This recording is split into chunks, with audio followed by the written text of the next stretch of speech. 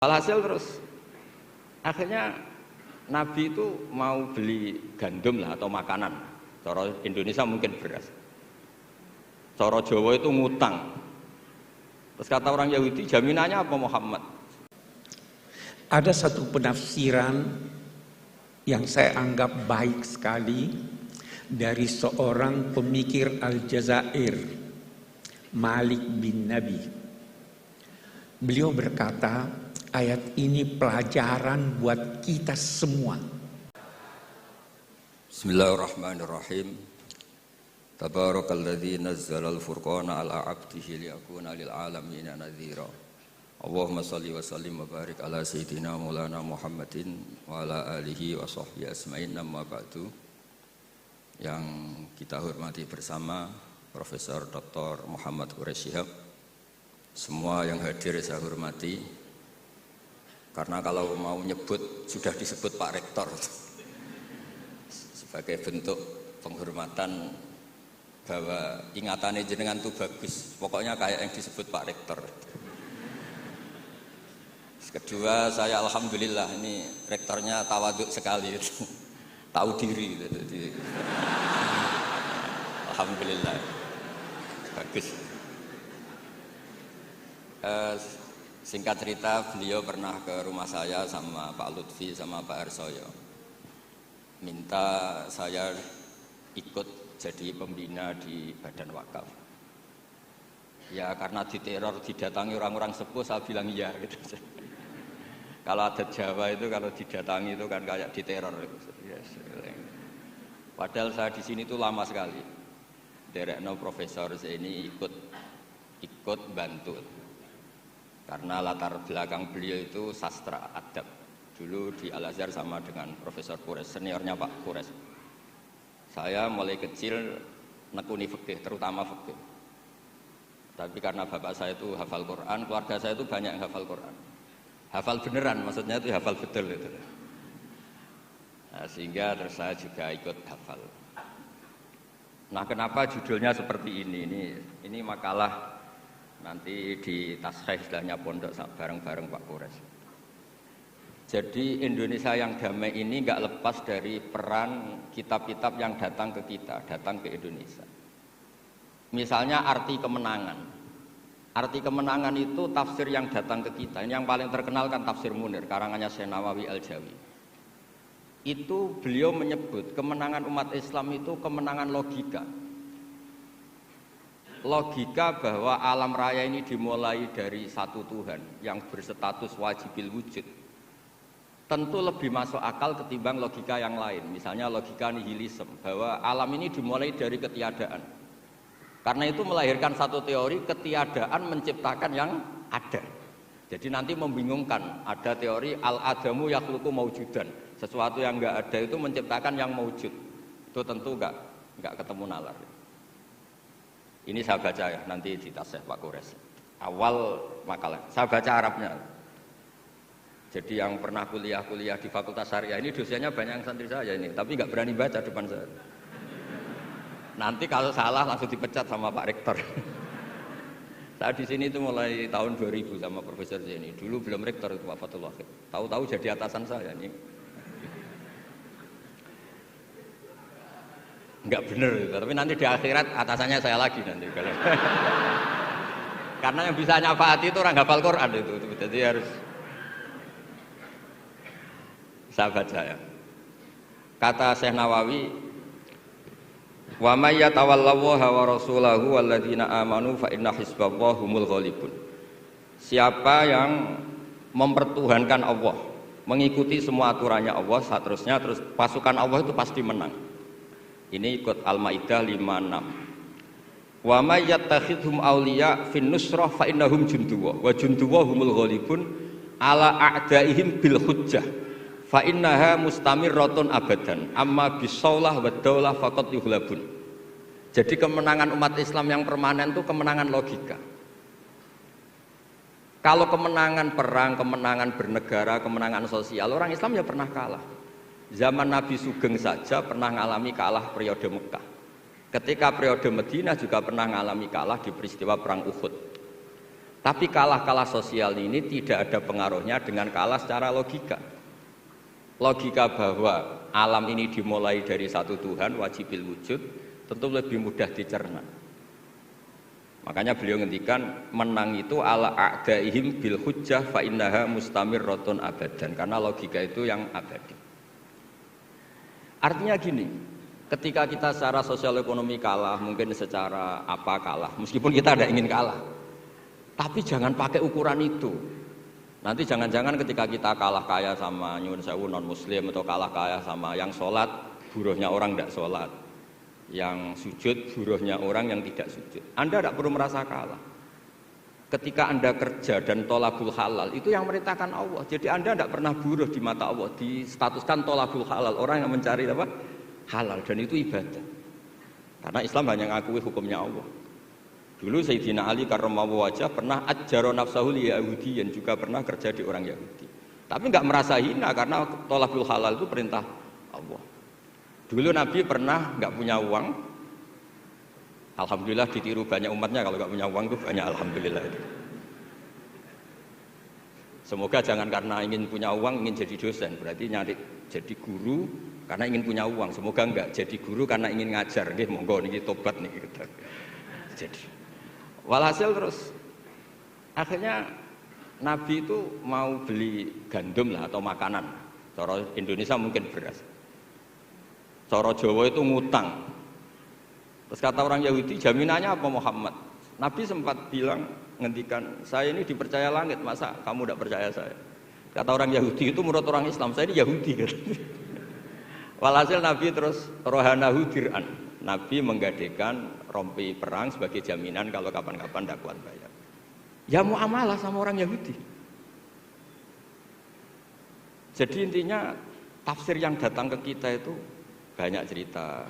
Bahkan cerita fitnah min adzabil qabri itu ceritanya Sayyidah Aisyah itu didatangi dua perempuan Yahudi. Sayyidah Aisyah itu dermawan sekali. Ya memang orang-orang soleh itu jubila auliya wala sakha. Orang soleh itu pasti dermawan.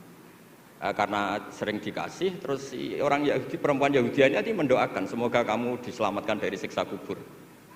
Sama sih ingat redaksi di kitab Bukhari itu.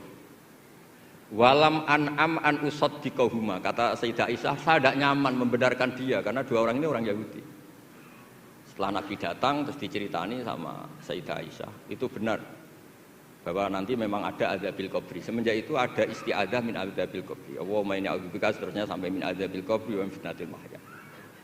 Dan masih banyak lagi cerita-cerita sosial Nabi yang Nabi tertawa-tawa ketika orang Yahudi bilang nanti pas kiamat itu kan hancur semua Muhammad. Lalu orang-orang sudah mati diletakkan di mana? Pokoknya terus orang Yahudi cerita-cerita terus Nabi tertawa-tawa, fadhahika hatta badat nawajiduhu tasdiqan lima qalahul habru. Nabi tertawa-tawa, oh ya benar. Semenjak itu ada ilmu bersama bahwa kalau orang Yahudi, orang Nasrani cerita ilmiah itu la tusaddiquhum wa la tukadzibuhum. Kamu jangan ngambil sikap membenarkan, juga jangan ngambil sikap mendustakan. Kamu benarkan jangan-jangan pas yang muharraf, yang tipuan. Kamu dustakan jangan-jangan yang masih orisinil. Makanya secara ilmiah Nabi ngintikan la tusaddiquhum wa la tukadzibuhum. Intinya tidak ngambil sikap ekstremis itu juga ajaran tafsir yang sampai ke kita. Karena kita ini butuhnya menang fil hujjah. Dan Allah sering ngendikan di beberapa ayat, diantaranya tentu qul falillahil hujjatul baligh. Makanya di sini saya itu profesor sering ngaji di sini Pak Kures, tapi entah lupa apa enggak, saya tuh sering ngaji direktorat sama Pak Fathul Wahid. Harusnya sudah jadi kiai, karena sering ngaji sama saya. Tapi kalau jadi kiai kan kata Profesor Zaini itu pernah cerita, kalau jadi kiai itu rezekinya agak jelas, enggak per bulan dapat apa gaji. Makanya Pak Zaini pas ketua ini sayang Bu Ova enggak hadir karena beliau di Jakarta Putri. Pak Zaini sekarang yang jadi rektor di UGM. Itu ada ustadz latihan kiai itu jatuh di Indramayu. Pas itu beliau ketua wilayah itu Kemenak di Indramayu. Itu jatuh. Santrinya tuh susahnya bukan main, tapi kata kiainya enggak apa-apa, masih kan. Ternyata yang dipegang itu salam tempel itu. Jadi badannya enggak dipikir tapi masih. Karena dulu jadi kiai itu susahnya minta ampun. Makanya profesi ini sudah jarang yang mau itu. Kalau jadi kiai artis banyak yang mau karena makanya saya jadi kiai di UI itu sering istighfar. Jangan-jangan ini kategori elit sehingga hisabnya besar. Makanya saya ini termasuk kiai orisinil. Jadi saya dipaksa jadi kiai di sini, tapi sering nggak mau karena saya ini kiai betul. Jadi kalau fasilitas banyak takut hisap. Kalau kiai nggak betulan, fasilitas banyak tambah seneng. Nah ini bukan nyindir siapa-siapa, ini memang aturan ikhlas begitu, mukhlisina lahuddin, enggak nyindir siapa-siapa, memang aturannya begitu. Saya cerita di keluarga saya yang masih megangi itu. Di pondok itu ajaran pertama itu tauhid, dan itu mesti diajari sifat pertama Allah itu wajibul wujud, wujud kita bakok mukhalafatul hawadis. Dan mereka sering beri contoh. Kenapa tafsir Munir Bismillahirrahmanirrahim? Pertama yang diterangkan oleh tafsir Munir, Senawi Al-Jawi. Kenapa Al-Quran dimulai dari ba? Dan ba dimulai ada titiknya satu. Itu Allah seakan-akan mau maklumatkan bahwa awalu hadil mawujudat adalah nuqtah wahidah.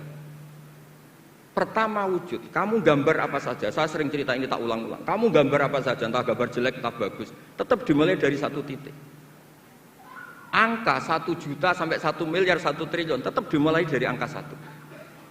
Sebab itu bak di situ kata Syekh Nawawi adalah bi kana makana wa bi yakunu mayakun. Dengan saya kata Allah yang ada menjadi ada, yang mau ada saya yang mengadakan. Unsur utamanya saya kata Allah. Nuqtatil wujud. Artinya gini, andaikan kita neladani tafsir-tafsir yang ada di Indonesia, kita ini pasti menguatkan akidah. Bukan menang kalah urusan sosial, urusan apa. Itu kedua ketiga lah, syukur-syukur menang. Tapi kalau kita paksakan itu yang nomor satu, pasti kita sering kecewa. Itu rektor UI itu mesti miskin tuh dibanding pengusaha-pengusaha Jakarta itu. Itu kalau nggak terima, saya ini rektor Universitas Islam, masa kalah kaya, kan repot nanti jadi. Ini barokahnya qanaah, alhamdulillah gak apa-apa.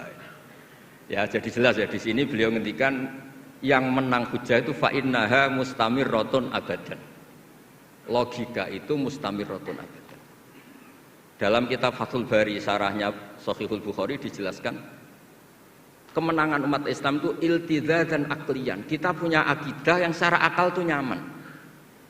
Coba Anda misalnya jadi muslim, Anda mungkin profesor, kayak alim, kayak top. Terus ditawari satu teori begini. Hadil maujudat khalaqahal adamu misalnya. Ini yang alam nyata ini, penciptanya adalah ketiadaan. Kamu pusing 7 keliling. Ini gimana sesuatu yang ada kok penyebabnya ketiadaan? Sebab itu dulu ada sahabat namanya Jubair bin Mut'im. Itu tokoh besar di kafir Quraisy. Saking tokohnya dia yang jadi utusan untuk membebaskan Asra Badrin, tawanan Badar. Pas dia nginep di masjid nunggu ketemu Nabi, Nabi pas sholat maghrib baca wattur wa kitabim mastur fi raqqim mansur. Didengerin sama dia sampai pada ayat am khuliqu min ghairi syai'in am humul khaliqun. Masa alam raya yang seluas ini kemudian diciptakan tanpa sebab yang ada? Atau kamu-kamu yang enggak mengakui Tuhan itu kamu pencipta langit dan bumi? Am khalaqus samawati wal ard bal la yuqinun. Nangis dia. Nangis terus sungkem masuk Islam. Sampai ngendikan faka'an nama sudi aqalbi. Sebagian riwayat kada qalbi ayatir. Dengan logika yang dibangun Quran itu hampir habis, saya habis. Karena Quran sangat demokratis. Qul ara'aytum ma tad'una min dunillah aruni madza khalaqu minal ardi am lahum syirkun fis samawati. Kalau Anda merasa jadi Tuhan enggak apa-apa. Tapi tunjukkan reputasi Anda. Apa Anda menciptakan langit bumi? Apa ketika saya bikin langit kata Allah kamu ikut urun? Saya sering cerita apa kamu ikut nyumbang semen pas saya bikin langit? Enggak kan? Malah sebagian ayat Allah ngendikan ma asyadtuhum khalqas samawati wal ard. Mereka-mereka yang kamu tuhankan ketika aku bikin langit bumi, mereka di mana? Membantu saya apa kata Allah? Kok enak tahu-tahu jadi Tuhannya bumi, nggak ikut bikin, ikut jadi Tuhan gitu. Itu habis Jubair bin Mut'im. Akhirnya masuk Islam. Artinya gini, ketika Islam belum kuat, masih banyak ashabi sufa yang miskin, mondok saja numpang Nabi. Itu hujahnya sudah menang. Makanya kata Syekh Nawawi, yang mesti menang itu hujah fa innaha mustamirratun abadan. Ya dicicil aja satu aja ya, nanti kapan-kapan ketemu lagi. Terus ini yang agak rileks, ini yang spesial. Saya itu jarang pergi sama istri saya gara-gara memang adatnya gitu. Saya karena sowan Pak Kores tadi istri saya ikut karena Pak Kores juga bawa istri. Ini spesial betul. Biasanya saya agak pernah karena adat keluarga saya itu ya begitulah. Ya jadi saya mohon semohon-mohonnya nanti Pak Kores bisa nerangkan panjang lebar. Jadi terus yang kedua ya dua aja lah dua. Ya ayyuhalladzina amanu sabiru. Di sini dijelaskan ala masyaqqatil istidlal fi ma'rifati tauhid wan nubuwah wal ma'ad. Wa ala masyaqqatis istinbatil jawab an syubuhati nahwil falasifah. Wahai orang-orang yang beriman, bersabarlah kamu. Di sini artinya sabar itu apa? Membuat logika yang mudah difahami banyak orang, kemudian orang itu mencintai Allah dan Rasul. Dulu itu ada orang Bedui. Ketika Imam Asy'ari berpendapat, iman yang diterima itu imanul mufakkir, bukan imanul muqallid. Enggak boleh taklid buta dalam iman. Terus ditentang banyak orang. Dulu zaman Nabi banyak orang Bedui imannya diterima. Terus kata Imam Asy'ari, coba kamu jalan-jalan di kampung. Ternyata orang kampung ketika ditanya, bima arafta rabbak? Kamu selalu ngurusi ternak, ngurusi sapi, unta. Lalu kamu tahu Tuhan kamu dari mana? Jawabnya orang Arabi ini, al-ba'ratu tadullu 'alal ba'ir wa atharul aqdam yadullu 'alal masir. Ada kotoran ya ada sapinya. Kalau ada bekas orang lewat ya pasti ada yang lewat. Artinya kalau ada makhluk itu pasti ada atharun min athari qudratillahi ta'ala. Pasti ada bukti yang menciptakan. Itu ulama terus bikin logika. Lah yang saya sering cerita paling populer di kitab saya punya kitab namanya Nailul Ma'mul, karangannya Syekh Mahfud At-Turmusi, itu orang Indonesia juga. Beliau nukil dari cerita Imam Amudi, saya cerita di mana-mana. Imam Amudi itu gurunya Syekh Izzuddin bin Abdussalam, Sultanul Ulama itu punya guru namanya Imam Amudi. Itu senangannya ngajar matematika, bukan ngajar tafsir, ngajar matematika. Terus ketika beliau meninggal, muridnya tanya. Tadi Profesor Quraisy juga cerita mimpi. Ini saya cerita mimpinya Imam Amudi. Ma fa'ala bika rabbuk, yang diperlakukan Tuhan kamu itu apa? Ada hanya pengajar matematika. Terus kata Imam Amudi, ternyata ketika Allah ketemu saya mengumpulkan banyak malaikat, disuruh ngajar saya. Saya masih hafal teksnya. Istadilla ala wahdaniyati bi hadrati malaikati. Coba kamu terangkan cara menemukan saya bahwa saya ini satu di depan para malaikat. Kalau malaikat kan sudah tahu karena bawa aras, bawa surga neraka. Terus kata Imam Amudi, beliau ngendikan semuanya adalah, beliau ngendikan angka itu 2, 3 sampai 1 triliun sampai berapapun, nisbatu dzalika ilal wahid nisbatul far'i ilal asli. Angka itu entah 2, entah 4, entah 1 miliar, 1 triliun. Dibandingkan angka 1 tetap namanya nisbatul far'i ilal asli. Tetap semuanya itu tabang dari angka 1. Fasabatal wahid jalla jalaluh. Maka yang mesti abadi, yang mesti ada al-wahid jalla jalaluh. Allah senangnya bukan main. Loh ini lo pinter, nggak jadi malaikat sudah ngerti kalau saya ini satu. Nah, itu ya pinternya ulama. Isbiru ala masyaqqatil istidlal fi ma'rifatit tauhid. Nggih, clear ngoten mawon. Monggo niki kula saya bulbet Pak, karena saya niki anak buah Pak Wahid pegawai. Monggo jenengan. Untuk selanjutnya kami mohonkan Prof. Quraisy.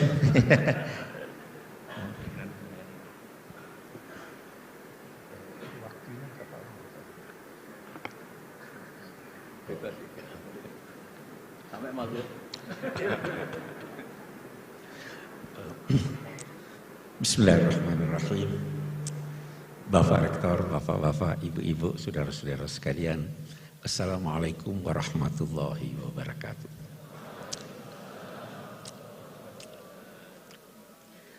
Berbahagia saya dapat bertemu, dapat berbincang, dapat belajar dengan bapak-bapak dan ibu-ibu sekalian. Saya tidak ingin mulai sebelum berkomentar tentang ayat yang dipilih tadi. Tadi dibacakan wa ma Muhammadun illa rasul qad khalat min qablihi rusul afa in mata aw qutila qalabtum ala aqabikum wa may yanqalib ala aqibaihi fala yadhurrullaha syai'a. Ayat ini pelajaran buat kita. Ayat ini turun setelah perang Uhud. Sebahagian sahabat Nabi meninggalkan medan perang.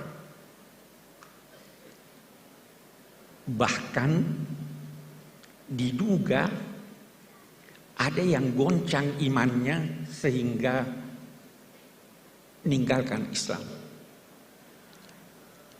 Turun ayat ini. Ada satu penafsiran yang saya anggap baik sekali dari seorang pemikir Aljazair, Malik bin Nabi. Beliau berkata, ayat ini pelajaran buat kita semua bahwa jangan menilai baik buruknya sesuatu dengan mengaitkannya pada sosok yang mengucapkannya. Sahabat-sahabat yang meninggalkan medan perang dan yang boleh jadi meninggalkan Islam itu karena mereka terkagum-kagum pada Nabi pada saat hidupnya, dan begitu tersebar bahwa beliau wafat, beliau meninggalkan. Ini karena mereka mengaitkan kebenaran dengan sosok manusia. Jangan pernah menilai baik buruknya sesuatu karena ada materi. Jangan pernah mengaitkan baik buruknya sesuatu karena ini diucapkan oleh profesor ini, itu, dan sebagainya.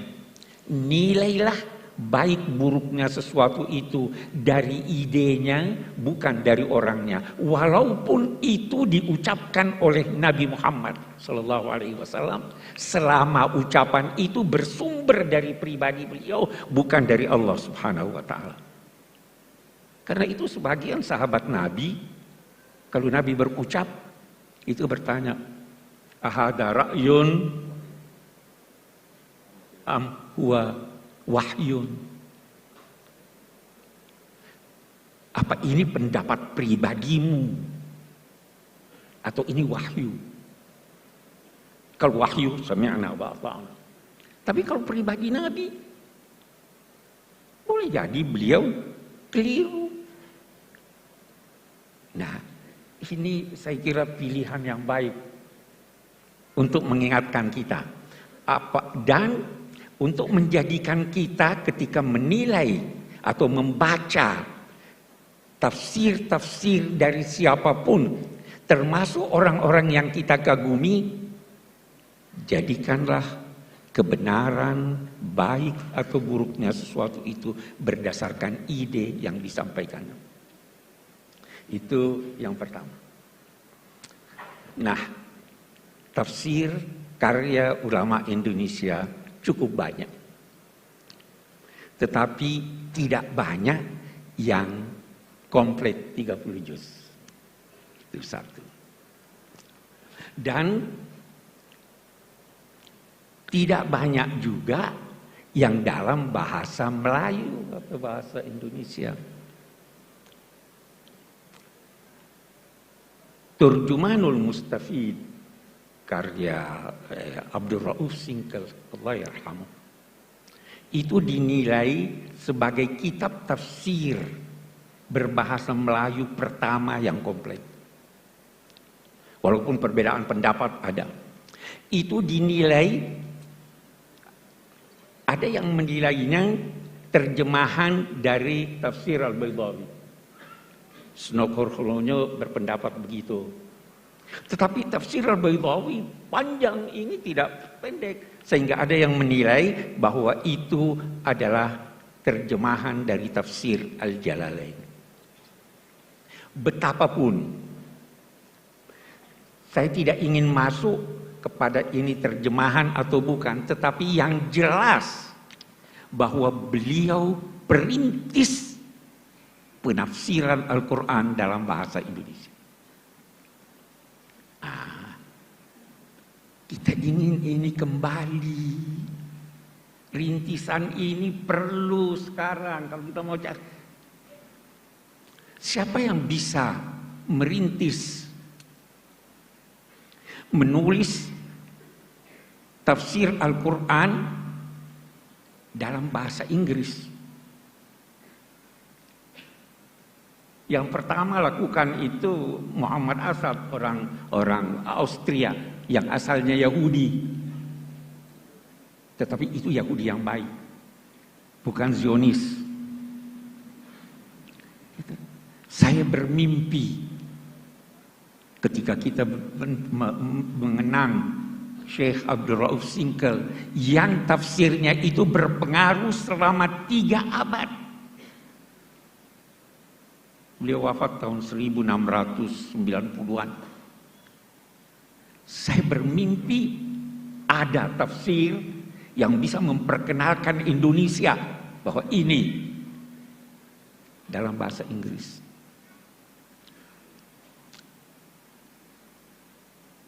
Itu kita, walaupun isinya boleh jadi sebagian kita tidak setuju. Apalagi kalau kita bicara tafsir Al-Baydawi. Ada di tafsir Al-Baydawi. Nah, ini di pesantren-pesantren pasti masih dibaca sekarang ya. Ada di tafsir Al-Baydawi dikutip hadis la tatara'a narahuma. Tidak boleh saling terlihat api yang digunakan memasak antara apinya orang Muslim dan apinya orang Yahudi. Terus dia berkata, itu firman Allah, wala tattakhidul yahuda wan nasara auliya, adalah larangan mempekerjakan orang Yahudi. Ini nggak bisa. Itu dibantah sudah oleh ulama-ulama yang lain. Tapi kita berkata itu pada masanya. Pada masa kita situasi telah berbeda. Jadi walaupun kita membaca, kita kritis. Betapapun Syekh Abdul Rauf Singkal adalah perintis yang harus kita hormati. Dan kita ikuti jejak beliau dalam hal yang benar. Saya pindah. Syekh Nawawi Banten, Allah yarham. Ini orang sangat istimewa. Jangan pernah menduga bahwa yang superior itu dalam bidang agama orang Arab. Tidak. Beliau gurunya orang Arab. Sampai dikenal sebagai apa?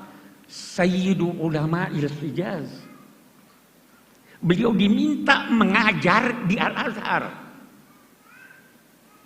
Orang dari mana? Dari Serang. Ini pewarisnya.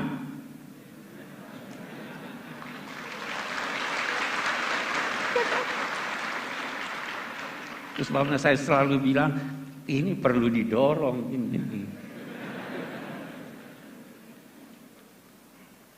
Kenapa Syekh Nawawi mendapat tempat yang begitu besar? Kalau kita baca tafsirnya, saya itu terkagum-kagum baca nama tafsirnya dan mukaddimahnya. Rahasianya ada di sana. Nama tafsirnya Marah lagi. Marah itu atau marah itu tempat istirahat. Labid itu orang yang menetap. Dia merasa beristirahat ketika membaca Al-Quran. Dia menetap di sana, tapi dia bersahabat dengan Al-Quran. Anda mau bersahabat dengan Al-Quran, dia beritahu Anda rahasia-rahasianya. Saya baru tadi cerita soal Al-Ibriz. Almarhum ayah sahabat karib saya, Gusmus. Itu pernah, menurut ulil albab, pernah ada satu orang memimpikan beliau. Itu saya ada tulis di tafsir saya, ada kesalahan, perbaiki. Melalui alam gaib dia kirim kemari pesan. Dan ternyata diperiksa. Itu kenapa? Karena bersahabat dengan Al-Quran. Nah, kita kembali kepada Syekh Nawawi Banten. Di mukaddimahnya beliau berkata, amarani ba'dul a'izzah an aktubah fi tafsiril Qur'anil Majid. Saya diperintah, bukan diminta. Lihat tawadhu'nya, rendah hatinya. Saya diperintah oleh orang-orang mulia untuk menulis tafsir Al-Quran. Fataraddadtu zamanan tawilan. Saya ragu. Kenapa ragu, wahai imam? Jangan sampai saya termasuk kelompok orang yang dinyatakan Nabi man fassara al-Qur'ana bi ra'yihi falyatabawwa maka. Ini orang takut. Tidak gampang-gampang tafsir. Ini sudah alim besar ini masih takut dia menafsirkan. Memang itu. Allahu nazzala ahsanal hadis kitaban mutasyabihan taqsya'irru minhu juludul ladzina amanu. Baru setelah itu wa tatma'innu qulubuhum. Ya kan? Setelah merasa takut zamanan, waktu yang panjang, saya nggak bisa, takut saya salah. Terus beliau menulis apa? Maka saya menulis iqtidaan bis salafis saleh, mengikuti orang-orang alim sebelum saya. Baru ada hal yang menarik lagi dari mukaddimahnya.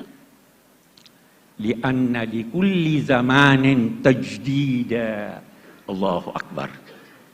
Ini tahun berapa itu? Tahun 1890-an barangkali ya. Dia sudah bicara tentang tajdid. Setiap zaman, kenapa dia mau tulis? Saya tulis sekarang. Karena setiap zaman memerlukan tajdid. Itu di mukadimahnya. Tajdid itu bukan berarti memberikan sesuatu yang baru, tidak harus baru. Sesuatu yang lama tapi sudah terlupakan itu tajdid. Kan? Sesuatu yang lama yang perlu tambahan argumentasi walaupun barangnya sama itu tajdid. Tidak harus selalu yang baru. Sekian banyak pendapat-pendapat ulama lama yang sampai sekarang itu bagus sekali. Apalagi sebagian ulama kita itu punya istilah al-fiqhul iftiradi. Bagaimana kalau begini? Itu bahasanya belum terjadi, mereka sudah bayangkan. Itu berguna buat kita. Nah, ini yang dilakukan oleh Syekh Nawawi.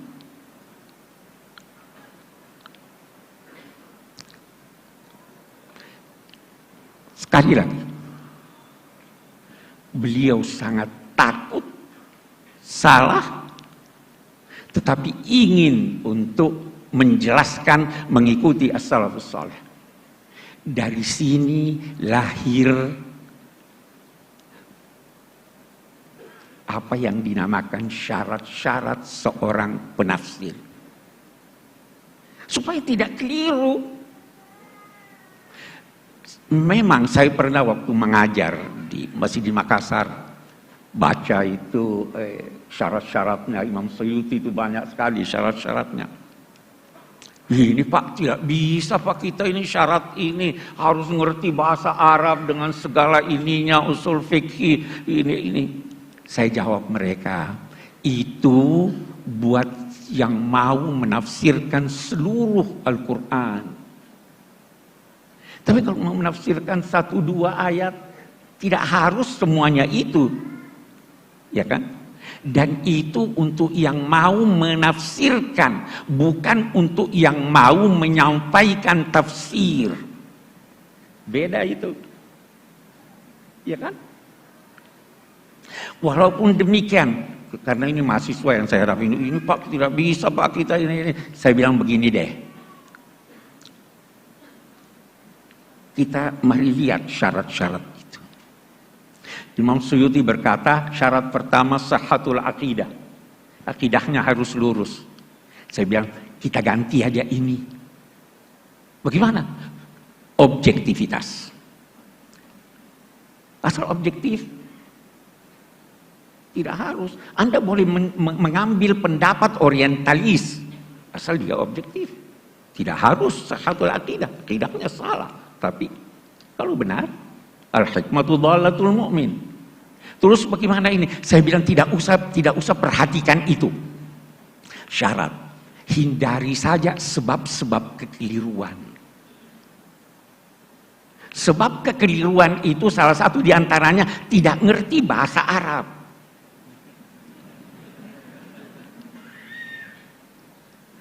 Atau menerjemahkan kata dalam bahasa Arab dari kamus-kamus modern. Itu bisa salah. Pernah tersebar itu Nabi Muhammad sebelum jadi Nabi sesat dia itu. Kenapa? Itu kan di Quran, wa wajadaka dhallan fahada. Dhal itu bukan berarti sesat. Tidak menemukan kebenaran itu juga dhal namanya. Antadilla ihdahuma. Kalau ada dua perempuan, itu juga itu saya sudah beri saran. Itu saya tidak tahu apa sudah diperbaiki atau tidak. Itu ayat yang menyatakan fa illam yakuna rajulaini farajulun wa imra'atan antadilla. Diterjemahkan begini, kalau tidak ada dua orang lelaki, tidak ada seorang lelaki, maka dua orang perempuan. Masa tidak ada dua orang? Kalau bukan, beda enggak? Kalau bukan seorang lelaki, maka dua orang perempuan takut jangan sampai salah satu dari perempuan itu lupa, tudillah. Ya kan beda sudah ini. Tidak ngerti bahasa Arab. Ini bagus nih. Terjemahan artinya. Karena tidak mungkin Al-Quran itu dialih bahasakan. Mengalih bahasakan bahasa Jawa ke bahasa Indonesia aja tidak mungkin. Terlalu kaya bahasa Jawa. Ya. Apalagi Al-Quran, kita terjemahkan maknanya. Tapi jangan keliru. Di sini Al-Baqarah diartikan apa? Sapi betina. Kenapa betina? Karena ada tak marbuta. Itu bukan tak marbuta yang menunjukkan perempuan atau jenisnya. Itu jenis sapi. Ada yang liar, ada yang ini jantan atau tidak. Itu Baqarah, kawan. Tapi kekeliruan kita itu. Jadi sebentar kita akan bicara lebih banyak tentang itu. Yang penting jangan pernah menduga sekali lagi bahwa kita bangsa Indonesia tidak mampu melebihi bangsa-bangsa lain walaupun yang bahasa ibunya bahasa Al-Quran. Sekali lagi buktinya kita mampu asal kita mau belajar. Kita bisa. Bahkan sampai sekarang saya anggota Majlis Hukama Al-Muslimin, pimpinan Syekh Al-Azhar. Itu majlis ini meminta agar mereka yang ditugaskan dari Al-Azhar, dari Abu Dhabi, itu ke Indonesia mempelajari apa? Bagaimana toleransi di Indonesia. Orang belajar sama kita toleransi. Kita mampu. Mudah-mudahan pemilu ini tidak membuktikan kita tidak mampu bertoleransi. Ya kan? Tapi kita mampu. Orang mempelajari Pancasila. Itu terkagum-kagum. Bagaimana bisa bukan negara agama, bukan juga negara sekuler. Itu ulama-ulama kita tuh yang. Jadi kita mampu, yang penting kita mau untuk itu. Kita sekali itu kalau kita bicara Syekh Nawawi. Panjang kalau kita mau bicara tentang beliau. Tapi saya kira yang saya ingin garis bawahi, bagaimana tawadhu beliau, bagaimana rasa takut beliau, bagaimana kesungguhan beliau di dalam menafsirkan Al-Quran, sehingga mampu memberi bekas yang sangat besar dalam pemikiran umat Islam, khususnya pada masa lalu. Mari kita lihat lagi yang lain. Tafsir itu adalah penjelasan tentang maksud firman-firman Allah sesuai kemampuan manusia. Kemampuan manusia bertingkat-tingkat. Kecenderungan manusia bertingkat-tingkat. Berbeda-beda. Sehingga corak tafsir itu berbeda-beda, bahkan bisa jadi ada penafsiran antara satu dengan yang lain itu sedemikian berbeda sehingga bisa dinilai bertolak belakang. Jangan cepat-cepat mempersalahkan. Saya beri contoh. Apa artinya nikah? Itu kita baca itu ayat. Wala tankihu ma nakaha aba'ukum minan nisa. Nikah itu akad atau hubungan seks. Kalau saya berkata nikah itu akad, maka seorang ayah yang berhubungan seks dengan seorang wanita, lalu wanita itu hendak dikawini oleh anaknya, boleh atau tidak? Boleh, karena dia tidak menikah. Tapi kalau kita berkata bahwa nikah itu adalah hubungan seks, berlawanan kalau nikah. Kalau dia sudah menikah walaupun belum berhubungan seks, sudah tidak boleh. Jadi kita harus mentoleransi ini, silahkan. Banyak sekali hal-hal semacam itu. Tapi ada hal yang menarik. Ada hal yang menarik. Dari tafsir-tafsir berbahasa Indonesia ini, ada yang jelas sekali nuansa Indonesianya. Tafsir Buya Hamka itu jelas sekali nuansa Indonesianya. Sajak-sajak dalam bahasa Indonesia. Ya toh? Bahasa Indonesianya indah. Contoh-contohnya itu yang kita kenal di Indonesia. Saya di tafsir Al-Misbah, belum habis waktu saya. Saya di tafsir Al-Misbah ada menulis tentang mathalu kalimatin thayyibah kasyajaratin thayyibah. Perumpamaan kalimat thayyibah la ilaha illallah itu adalah seperti pohon yang baik. Asluha sabit wa far'uha fis sama. Akarnya menghunjam ke dalam, kokoh. Cabangnya naik, menjulang ke atas dan menghasilkan buah yang banyak. Banyak ulama, termasuk saya yang mengutip ini, mengatakan itu pohon korma. Tapi pernah lihat pohon korma? Tidak semua kita pernah lihat pohon korma. Bagaimana kalau kita tafsirkan, terjemahkan itu dengan pohon kelapa? Bisa saja. Itu sangat Indonesiawi itu. Ya kan? Itu corak tafsir. Kita ingin problema-problema kita carikan solusinya di dalam Al-Quran. Salah satu kritik terhadap kitab-kitab tafsir yang lama adalah memberikan solusi terhadap problema mereka, bukan problema kita. Di sini perlunya tajdid. Kita punya problem. Al-Quran turun untuk itu.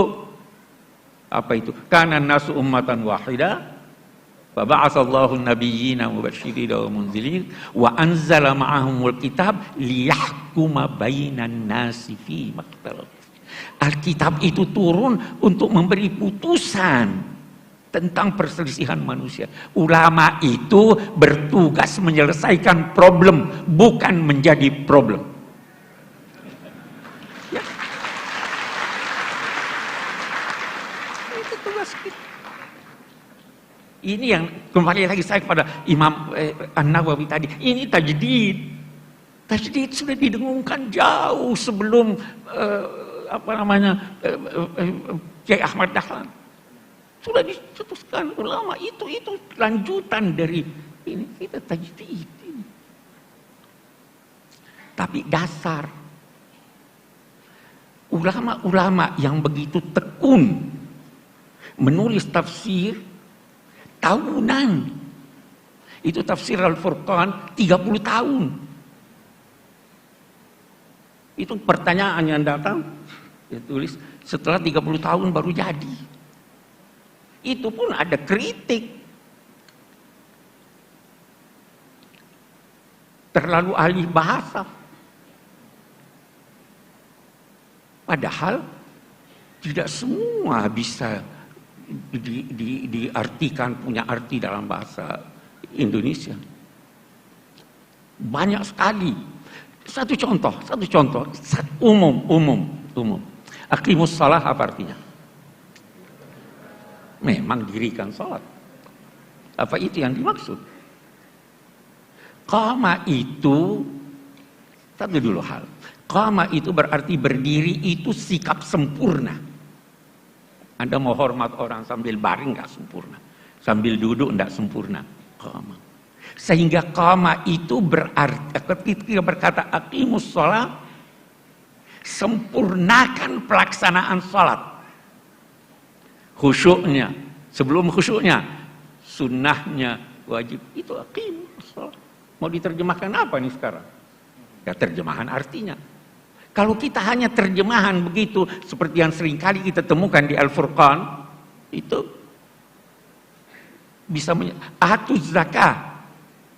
Apa artinya atuz zakah? Tunaikan. Atu itu bisa berarti sempurna. Atu itu bisa berarti antar. Atu itu bisa berarti sesuatu objeknya yang baik. Tuh. Jadi jangan jadikan di bulan Ramadan masa pameran kemiskinan. Tidak, atuz zakat. Ulama-ulama saya teringat itu Syekh Muhammad Rashid Ridha di dalam tafsir Al-Manar.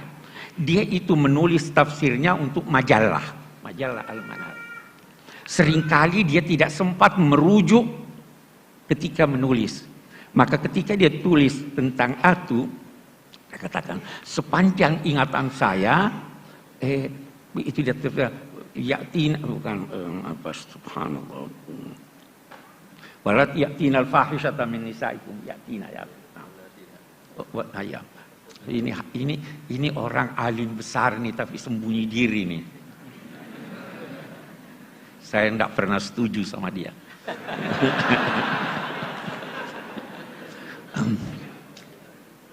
Dia katakan atu itu untuk sesuatu yang buruk. Yatina sesuatu yang buruk. Yatina al-fahisha. Rashid Ridha kita hormat. Tapi karena tidak hati-hati, dia salah. Apa buktinya salah? Kenapa ada yatina min kulli fajjin amir? Haji, baik. Syekh Sya'rawi, ini ulama besar Mesir, Allah yarham. Anda tahu, dalam usia 82 tahun, baru dia tahu persis apa arti atiyah. Ini. Qad balagtu minal umri atiyah. Saya tidak tahu persis apa artinya kecuali setelah saya ke London. Saya berobat Waktu saya berobat, dokter bilang, ini tidak ada obatnya lagi. Vitamin tidak berguna, operasi tidak berguna. Anda telah mencapai usia yang penyakit Anda ini sudah sedemikian besar karena usia sehingga tidak diobati. Terus dia berkata, oh inilah yang dimaksud qad balagtu minal umri itu. Itu baru tahu tuh. Jangan malu berkata saya tidak tahu. Ya kan? Nah ini, itu kalau kita bicara tentang kosakata banyak sekali itu. Seringkali orang keliru, tidak memperhatikan hubungan antar ayat.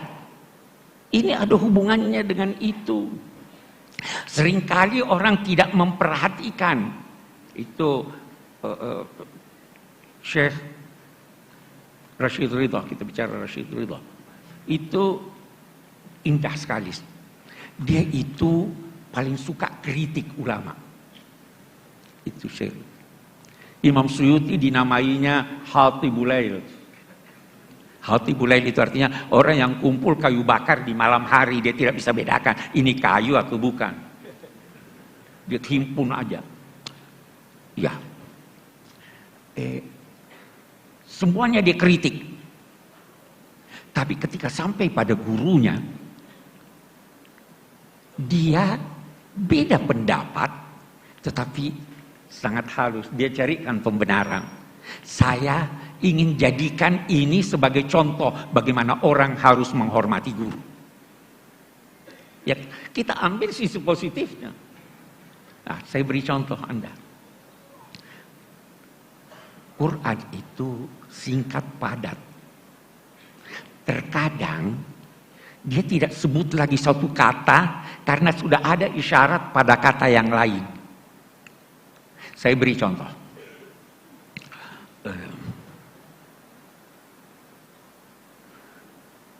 Ja'alakumul laila litaskunu fihi wan nahara mubsira. Allah menciptakan buat kamu malam supaya kamu dapat tenang, tidur tenang. Dan menciptakan siang terang benderang. Ini ada kata yang tidak disebut. Allah menciptakan buat kamu gelap, malam itu gelap. Supaya kamu dapat tenang, tidur. Kenapa dia tidak sebut gelap? Karena di sini sudah ada dia sebut mubsiran. Tapi dia tidak sebut untuk apa itu mubsiran. Karena sudah ada di sana lawannya. Sama dengan Zuyyina linnasi hubbus syahawati minal nisa'i. Diperindah bagi manusia kecintaan kepada perempuan. Memangnya perempuan tidak cinta laki-laki? Kenapa tidak disebut? Tidak disebutkan? Wal banina, dan anak laki-laki. Memangnya anak perempuan tidak disebut? Saya punya 4 anak perempuan, semua saya cintai. Ya kan? Kenapa begini? Singkat. Al-Quran ingin berkata, karena saya sudah sebut di sini An-Nisa, saya tidak perlu sebut Ar-Rijal, karena di sana saya sebut. Itu di Quran banyak sekali. Hubungan antar ayat itu banyak sekali. Yang biasa, karena tidak memperhatikan itu, kita masuk dalam kekeliruan pada penafsiran ayat-ayat Al-Quran. Itu kita lihat. Dan ulama-ulama kita itu tidak segan-segan mengoreksi pendapatnya. Saya pernah ditanya, Pak Kures, koreksi enggak? Ada enggak kesalahan di tafsir Al-Misbah yang banyak? Koreksi enggak? Saya bilang saya serahkan pada yang lain untuk mengoreksi karena saya sudah tua, saya sudah tidak bisa. Kalau Pak Hasbi As-Siddiqi itu dia koreksi. Itu ulama beneran. Itu ulama-ulama kita. Iya kan? Jadi sebenarnya sekali lagi saya ingin katakan kita ini alhamdulillah punya potensi yang sangat besar untuk mengembangkan ilmu pengetahuan. Dan mungkin yang diperlukan adalah tekad dan bantuan Allah Subhanahu wa taala. Yakinlah kalau Anda bersahabat dengan Al-Quran, dia akan menyampaikan pada Anda rahasia-rahasianya. Baik melalui bacaan Anda maupun melalui ilham. Itu kan, baca itu. Iqra bismi rabbikal ladzi khalaq, khalaqal insana min 'alaq. Baru dia Iqra wa rabbukal akram alladzi 'allama bil qalam. Yang kedua nih yang kita mau, 'allamal insan. Itu dapat ilham Anda. Tanyakanlah kepada mereka yang banyak menulis tentang itu. Anda dapat ilham. Al-Quran itu tidak habis-habis maknanya. Tidak ubahnya seperti alam raya ini. Bumi kita ini dari dulu seperti ini. Tapi setiap saat ada rahasia baru kalau kita pelajari. Kalau Anda belajar Al-Quran, setiap saat Anda bisa mendapatkan rahasia baru. Yang disampaikan boleh jadi melalui penelitian Anda, atau boleh jadi melalui mimpi, melalui ilham, dan sebagainya. Itu sebabnya dia katakan Iqra wa rabbukal akram. Dia bukan katakan wa rabbukal karim. Karim itu apa artinya? Dari segi bahasa. Kita biasa artikan mulia ya. Bukan dong mulia. Salah satu yang dikembangkan oleh ulama-ulama dewasa ini adalah tidak memahami kosakata Al-Quran kecuali dengan merujuk pada Al-Quran. Al-Quran menggunakan kata karim, rizqun karim, rezeki yang karim, zaujun karim, pasangan yang karim, zillun karim. Banyak. Apa artinya karim ini? Kalau saya berkata mulia, apa sih mulia itu? Karim itu sesuatu yang terbaik menurut objeknya. Kalau saya berkata rizqun karim, kalau rezeki itu, rezekinya itu, rezeki lagi bisa macam-macam nih rezeki. Kita ambillah duit. Apa itu rezeki? Yang banyak tapi halal. Kalau banyak tidak halal bukan karim. Pasangan yang karim, yang sesuai.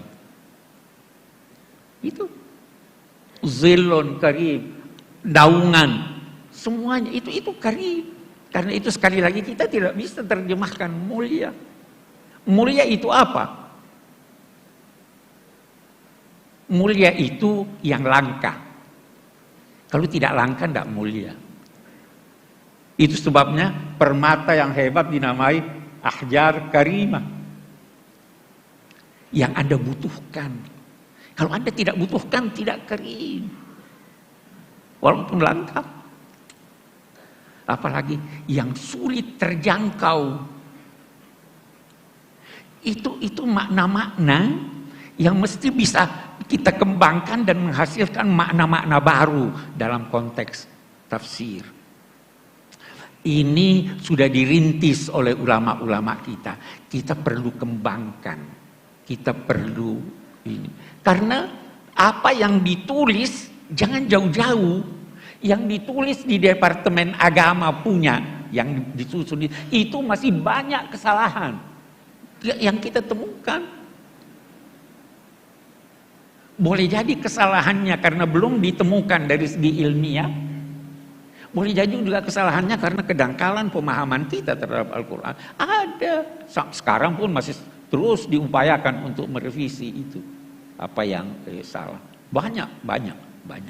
Jadi ya saya bicara sudah terlalu panjang. Saya kira saya cukupkan sampai di sini. Assalamualaikum warahmatullahi wabarakatuh.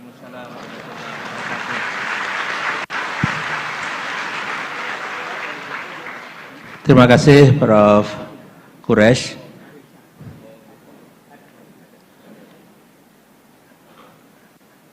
Maaf Gus Ba, mau menambahkan?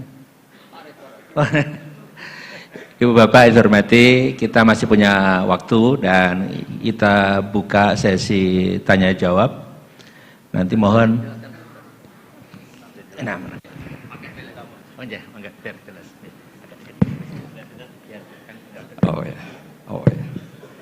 Bismillahirrahmanirrahim. Alhamdulillah bingung semua toh. Jadi yang saya mau katakan di sini adalah peristiwa-peristiwa furu'iyah. Itu memang Nabi didesain salah, bukan salah, didesain salah. Sehingga itu melahirkan hukum fikih. Nabi itu pernah sholat duhur, itu di riwayat Bukhari hanya 2 rakaat. Setelah itu pulang sampai pintu gerbang mau sampai dalam, sahabat yang kayak kita-kita ini senangnya bukan main, karena ini revisi hukum dari 4 menjadi 2. Senangnya minta ampun itu.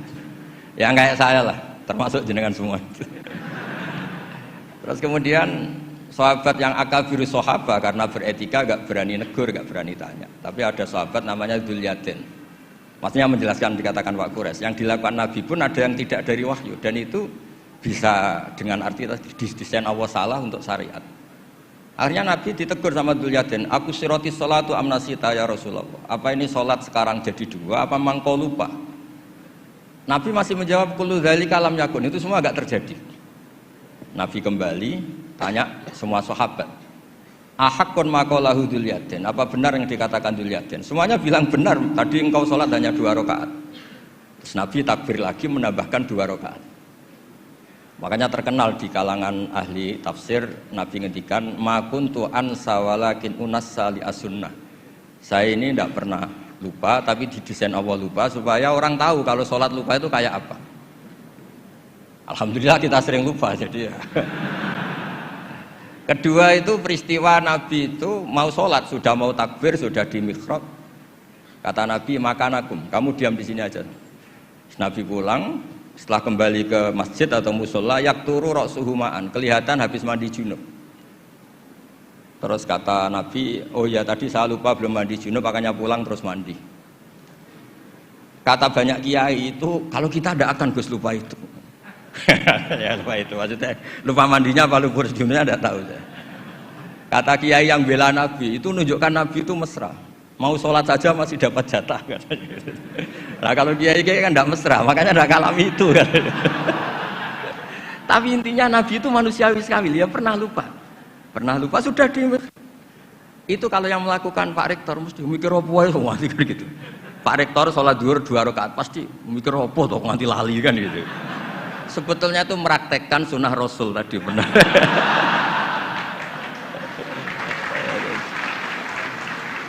Tidak supaya nanti jenengan nggak salah paham yang dikatakan Pak Quraisy tadi. Memang ada peristiwa furu'iyah yang seperti itu. Yang terakhir saya beri contoh.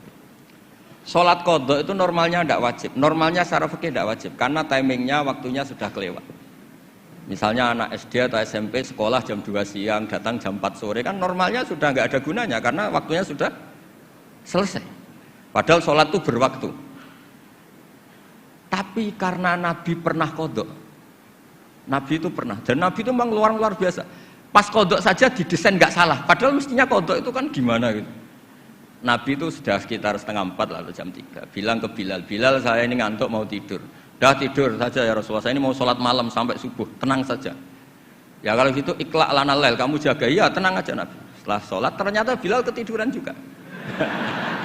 sampai sekitar jam 8 kalau 8:30 sampai tidak membangunkan kita kecuali harus samsi sampai matahari panas. Terus Nabi tanya, "Bilal gimana janji kamu?" Katanya Bilal, "Enak. Saya juga ngalami apa yang kau alami ya Rasulullah." Akhirnya terus Nabi nyuruh Bilal, nyuruh walhasil diadakan sholat jamaah. Nah berkahnya Nabi didesain lupa tadi diketahui kalau sholat qadha itu wajib. Andai kan tidak terjadi kesalahan itu, maka qadha itu tidak wajib karena momentumnya sudah kelewat. Jadi itu yang dengan arti itu tadi, ma kuntu ansa walakin unassa li as-sunnah. Saya ini tidak pernah lupa, tapi sering didesain Allah itu lupa. Supaya orang tahu kalau beribadah pas lupa atau ada kesalahan sosial apa, cara benahinya gimana.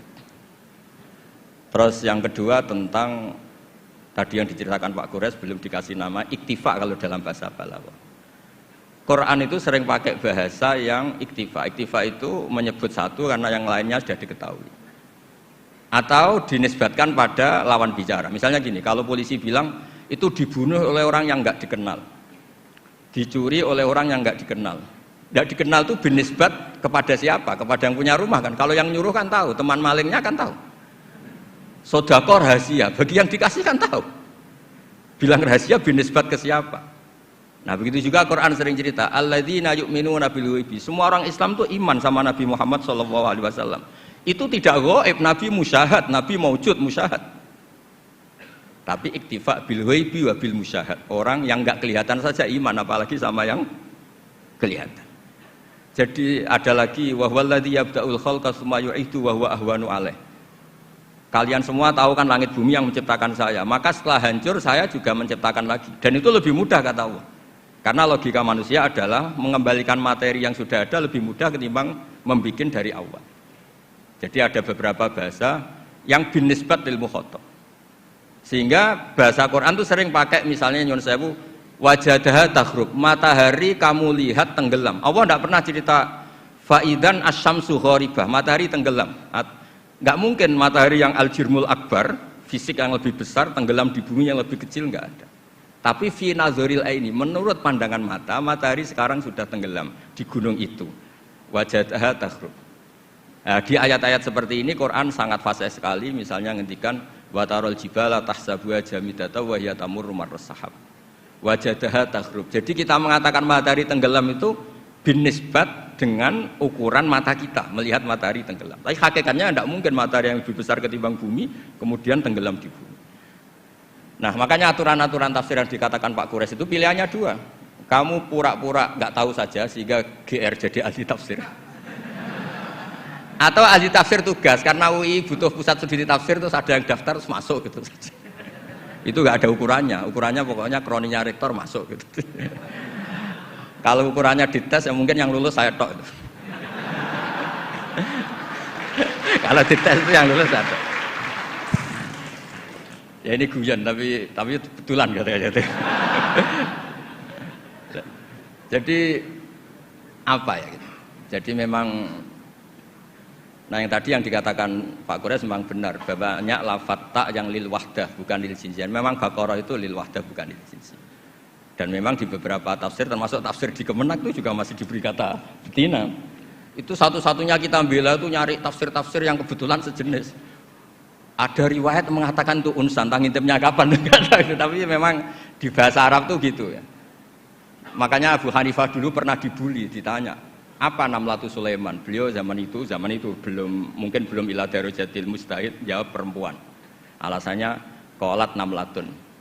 Terus diingatkan sama ahli bahasa itu namlah liwahdatil jinsi karena dari kata ya ayuhan namlu ketika jenis pakai tanpa tak ya ayuhan namlu dkhulu masakinakum ketika sudah wahdah qalat namlatun. Makanya di antara argumentasinya Nabi Adam dulu nanti itu mau debat sama malaikat kan kata Allah kan wala taqrabu hadhihi syajarah, pohon itu berarti satu tok yang dilarang, yang lainnya boleh. Jadi itu masalah-masalah yang setidaknya karena Anda dengar dari Pak Quraisy dari saya setidaknya bertobatlah. Kalau tidak ahlinya ya jangan ikut gitu. Itu aja berkahnya mengerti, kalau tidak mengerti itu ya itu. Jadi ya bertobat, kalau tobatnya diterima ya alhamdulillah, kalau enggak ya berharap diterima kapan-kapan. Nanti ini Pak Rektor biar ini di struktur UI itu atasan saya, tapi beliau sering ngaji sama saya, entah kuat yang mana, struktur guru sama supaya saling tawadhu itu karena kata Nabi, semua Nabi dikasih wahyu antawadhu hatta la yafkhara ahadun ala ahadin. Semuanya harus tawadhu sehingga tidak ada orang yang saling sombong. Enggak apa-apa, ada kalah, ada menang enggak apa-apa, malah bagus. Ya gitu, saya pikir nanti pertanyaannya yang gampang-gampang ya, karena nanti kalau jenengan tanya yang sulit itu berarti nggak paham, masih kesulitan. Kalau tanya yang mudah itu berarti Anda masih belum pinter. Coba nanti Anda milih aja. Abu Nawas pernah disuruh pidato, dia nggak bisa pidato, disuruh pidato. Akhirnya orang minta semua supaya beliau nggak pidato. Beliau susahnya bukan main. Dia tanya, Anda semua orang pinter apa orang goblok? Kalau orang goblok butuh saya pidato nih. Kalau orang pinter nggak butuh. Akhirnya jawab, kita orang pinter. Ya sudah, wassalamualaikum warahmatullahi wabarakatuh. Supaya dia ada pidato. Ya terserah monggo jenengan milih yang pinter apa yang monggo Pak. Terima kasih Gus. Monggo Ibu Bapak kita itibak dengan saran Gus Bah yang gampang-gampang saja. Monggo dibantu panitia. Depan kita bagi sesi pertama 3 pertanyaan. Mohon nanti disebutkan nama dan asal. Maaf. Ini nih. Ya. Oke. Ya.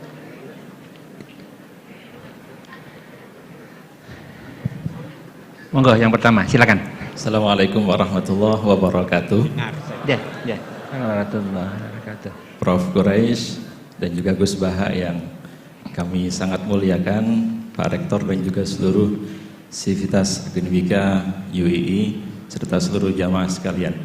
Pertama saya mengucapkan terima kasih atas kesempatan yang diberikan dan juga apresiasi kepada UII atas inisiatif ngaji bareng yang luar biasa dengan tema meneladani khazanah tafsir Al-Quran di Indonesia.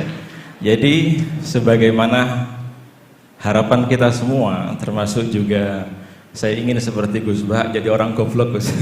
Jadi menyempatkan dan memberanikan diri untuk bertanya. Sebelum berangkat ke sini hampir 3 malam Gus, saya itu bermimpi jenengan sama Gus Kausar. Ya nggak tahu apa isyaratnya. Mungkin kalau Prof. Quraisy tadi itu dalam terminologi Abid Al-Jabiri seperti teori epistemologi burhani atau irfani mungkin, kok bisa ketemu dalam mimpi sampai 3 hari. Gus Baha, Gus Kausar, kemudian saya sowan duduk di bawah dan ternyata betul tidur itu bisa mempertemukan kita. Kemudian yang kedua, harapan kita mudah-mudahan tidak hanya hari ini dan tidak hanya kajian seperti yang Masya Allah luar biasa, tapi lahir atau ada keberanian dari semua yang hari ini untuk menjadi penerus-penerus Mbah Nawawi, termasuk Syekh Khatib Al-Minangkabawi, Syekh Abdul Rauf Al-Singkli dan seterusnya, atau Syekh Soleh Darat dari Semarang, termasuk Gus Baha. Kita mendorong Gus Baha, mendorong ke depan Gus untuk bisa menulis kitab tafsir, karena selama ini kita hanya mendengar beliau dari YouTube, betul? Ya. Walaupun itu sudah memuaskan kita, tapi kita sangat berharap Gus Baha punya tulisan tafsir seperti yang diharapkan Prof. Quraisy. Nah, satu pertanyaan sederhana sebetulnya. Mohon izin namanya, bisa menyebut nama? Ya. Nama saya Solihuddin. Dari Bantul, santrinya Gus Baha. Pertanyaan Prof, untuk Profesor Quraisy mawon. Gus Baha insya Allah sudah banyak yang akan bertanya, apalagi mbak-mbak. Terkait dengan apa yang tadi beliau sampaikan, dorongan kuat untuk berani menjadi mufasir. Salah satu yang disyaratkan oleh Imam Syatibi atau termasuk di dalam beberapa ulumul Quran itu kan tauhid menjadi fondasi utama sebagai seorang mufasir. Tapi saya sangat setuju dengan Prof. Quraisy bahwa objektivitas itu menjadi syarat utama seorang mufasir. Kalau misalnya kita pernah baca-baca tentang ulama dari Pakistan, Fazlur Rahman misalnya, terkait dengan teori double movement-nya atau gerakan ganda, itu kan menafsirkan Al-Quran mungkin berbeda dengan Ibnu Taimiyah. Dalam Muqaddimah fi Usuli Tafsirnya kan beliau menjadi pondasi utama yang melahirkan kerangka teori tafsir bil maksur, Al-Quran dengan Quran, Quran dengan hadis, Quran dengan sahabat dan seterusnya. Kalau Fazlur Rahman yang ulama asal Pakistan itu memberikan tawaran double movement tadi, di mana gerakan ganda ini mungkin seperti yang diharapkan Prof. Quraisy untuk lahirnya kita tidak hanya meneladani. Kalau meneladani kan cuma niru, tapi ya memberanikan diri untuk action atau menjadi seperti Gus Baha yang nanti ada karya tulisnya, tidak hanya sekedar suara di YouTube. Nah, salah satu tawaran itu mudah-mudahan nanti bisa diluruskan sama Prof. Quraisy adalah ada sosiohistoris yang terlebih dahulu dipahami.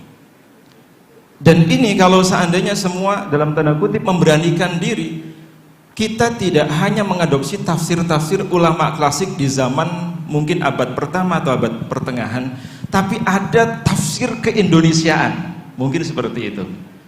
Karena selama ini masih bisa dihitung dengan jari mufasir-mufasir yang dengan percaya diri bahkan menjadi Syekhul Hijaz, Syekhul Haramain dan seterusnya. Salah satunya Mbah Nawawi itu.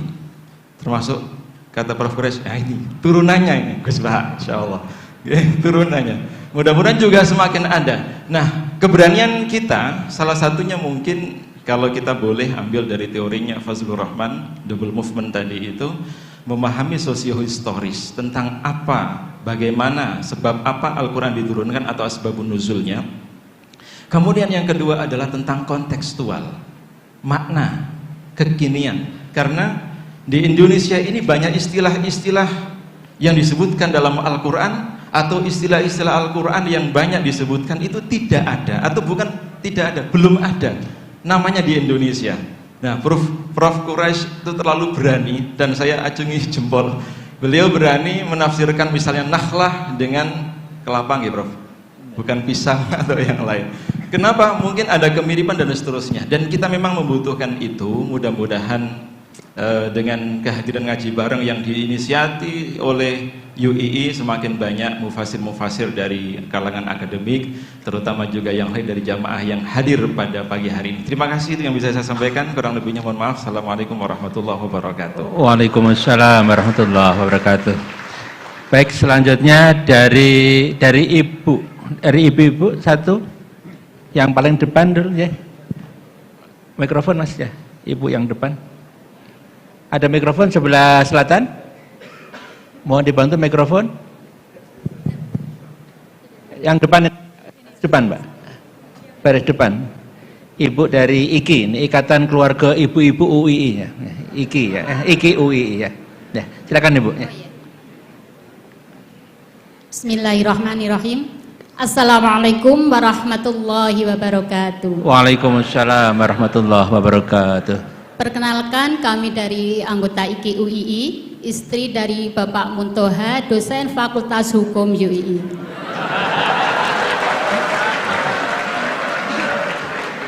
Maaf tadi diminta oleh mbaknya untuk memperkenalkan diri. Ya, monggo Bu Muntoha ya.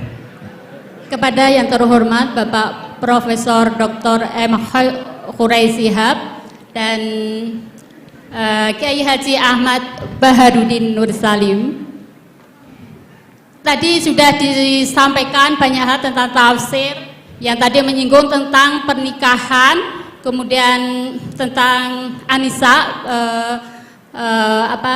tentang perempuan dan sebagainya. Kemudian saya ingat pada suatu saat saya berdebat dengan suami saya. Bagus ini. Betul ini. Saya pernah berdebat dengan suami saya mengenai ayat yang berbunyi, yaitu surat An-Nisa ayat 43 yang berbunyi, saya penggal ayatnya. A'udzubillahi minasyaitonirrajim. Bismillahirrahmanirrahim. Wa in kuntum marda ala safarin aw jaa ahadum minkum minal ghaiti aw lamastumun nisa falam tajidu ma'an fatayammamu sa'idan thayyiban famsahu biwujuhikum wa aydikum innallaha kana afuwan ghafura. Yang jadi pertanyaan adalah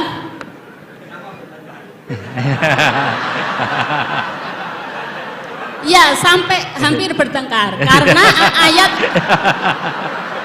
tentang ayat yang berbunyi aula mastumun nisa. Oke, aula mastumun nisa. Di sini kami teringat dulu waktu masih kuliah di IAIN, pelajaran usul fikih yang mana dosen saya almarhum beliau sudah Pak Nur Madawam. Beliau menerangkan tentang arti dari aula mastumun nisa, di mana beliau sebenarnya tidak bisa memberikan jawaban yang pasti. Hanya beliau menyampaikan perbedaan pendapat dari kata aula mastumun nisa, yaitu ada dua mazhab. Yang satunya berpendapat bahwa aula mastumun nisa itu artinya adalah menyentuh, dan mazhab yang satunya saya lupa mazhab apa, itu maknanya adalah berhubungan suami istri. Nah, pada suatu saat saya berdebat dengan suami, yang mana untuk memastikan sebenarnya makna dari aula mastumun nisa itu apa. Kemudian suami saya bersikuku bahwa aula mastumun nisa makna dari menyentuh itu adalah menyentuh kulit. Nah, kemudian saya bersikuku bahwa makna dari aula mastumun nisa itu adalah berhubungan. Nah, setelah hari berikutnya suami saya goda.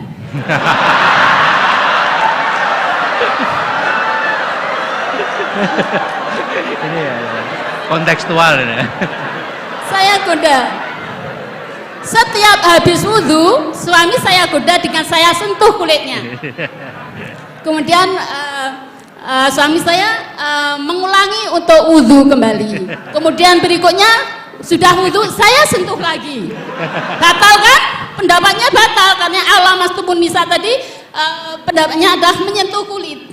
Batal. Jadi beberapa kali saya goda suami saya, setelah wudhu saya sentuh kulitnya dan mengulangi wudhunya. Dan berikutnya karena saya masih waktu itu berpegang bahwa menyentuh itu adalah berhubungan suami istri. Nah, yang jadi pertanyaan Prof. Quraisy yang kami hormati adalah makna tafsir daripada ayat aula mastumun nisa yang sebenarnya itu yang mana? Apakah sekedar menyentuh atau berhubungan suami istri? Demikian pertanyaan. Terima kasih. Assalamualaikum warahmatullahi wabarakatuh. Waalaikumsalam warahmatullahi wabarakatuh. Sebelum menjawab, monggo Pak Ketua Umum Yayasan Senior Prof. Suarsono bergabung, ya. Bukan baru hadir, ya. Ya. Baik. Sambil menunggu beliau, ya makanya.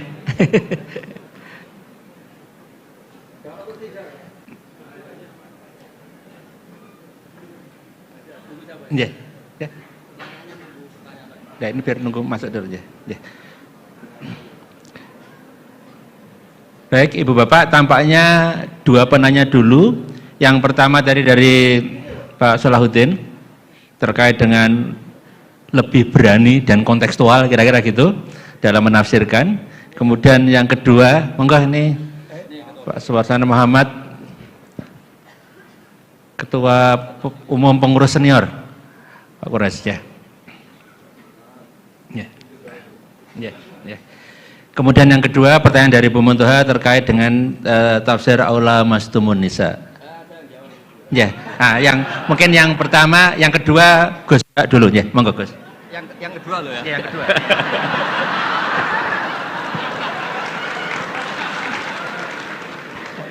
Nggak dijawab juga ya, kenapa bertengkar? Terus pertanyaan kedua, kenapa hanya nyentuh saja tidak diteruskan?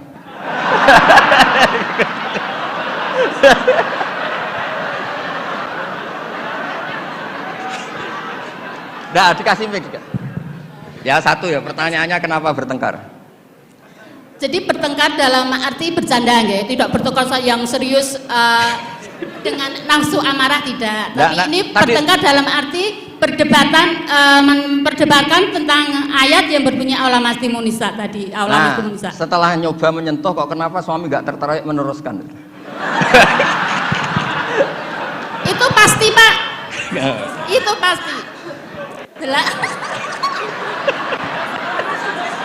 Sebab kan ditinggal wudhu lagi tadi. Sebab waktu sholat, waktu untuk mengerjakan sholat, dan saya sengaja menggoda suami karena berpendapat bahwa menyentuh itu adalah menyentuh kulit. Hanya menyentuh kulit adalah batal wudhu. Nah, makanya beberapa kali saya goda. Kalau nanti pertanyaan Gus Baha dilanjutkan.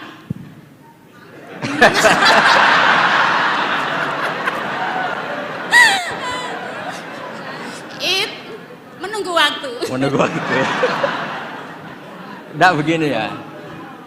Ini tadi saya minta Pak Warsono ikut berdiri ini yang punya badan wakaf yang ketua. Begini. Yang jelas jangan memicu kata Pak Rektor dulu MZU dan Newcastle United sama apa? Manchester United. Karena ini sudah jadi madhab identitas. Kalau yang seperti itu NU, seperti ini Muhammadiyah, kayak kunut lah. Kunut itu NU, tidak kunut itu Muhammadiyah. Berarti Imam Syafi'i itu NU, Abu Hanifah itu Muhammadiyah. Begini, kita kan nekuni itu ya, nekuni sekali. Saya bilang nekuni sekali bukan niat sombong enggak, supaya Anda tahu Rektor milih saya jadi ahli tafsir itu tidak salah. Memang benar-benar saya tekuni. Profesor Zaini maksudnya bukan. Dekat. Oh ya ya. Ya tadi karena saya sebenarnya sudah uzlah tadi yang Pak Kores nggak pernah setuju. Begini ya. Dalam kitab Ahkamul Quran yang ditulis Imam Baihaqi meriwayatkan makalah-makalah Imam Syafi'i, beliau jelas ngendikan, lamisa dari mulamasah. Mulamasah itu nyentuh. Naha Rasulullah an bai'il mulamasah. Ini saya cerita Imam Syafi'i dulu, enggak cerita suami Anda, enggak cerita Pak Muntaha Anda. Naha Rasulullah an bai'il mulamasah. Nabi itu menyegah, melarang jual beli yang hanya unsur disentuh, kemudian itu pengganti kata luzum. Kali sudah disentuh berarti oke. Sehingga beliau yakin seyakin-yakinnya kalau mulamasah terusan al-jassu bil yad, memang menyentuh. Nah, satu-satunya riwayat yang populer itu adalah Ibnu Abbas. Ibnu Abbas mengartikan awlamastumun nisa itu au jama'tumun nisa, memang sampai hubungan suami istri. Berarti Anda Ibnu Abbas, suami Anda Imam Syafi'i. Nah, Kiai Jawa itu paling pinter ngerekayasa hukum. Kiai NU itu kalau keseharian kalau tersentuh istrinya memang wudu. Kalau banget diteruskan, cantik banget diteruskan.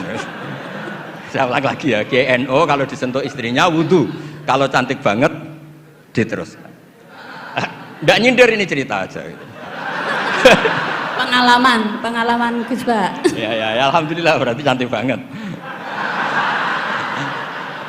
Nah, tapi kan madhab Syafi'i itu ada problem, yaitu beliau meyakini dan hampir semua ulama meyakini kalau tawaf itu harus suci.